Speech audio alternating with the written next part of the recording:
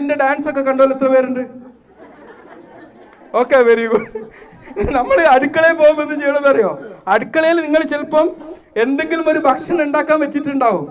ആടെ വെച്ച് ഇങ്ങനെ കാത്ത് ചൂടാറാൻ വെക്കുന്നതിന്റെ സമയത്ത് കുറച്ചാടെ പോയിട്ട് ഇങ്ങനെ ഡാൻസ് ഒക്കെ ചെയ്യാം. ഒന്ന് ഡാൻസ് ചെയ്യാം എല്ലാവരും. മനസ്സിലായില്ലേ? അറിയാതെ നമുക്ക് വ്യായാമം കിട്ടും. അല്ലാതെ നിങ്ങൾ അരമണിക്കൂർ വ്യായാമത്തിന് സമയം കണ്ടെത്തണമെന്നില്ല.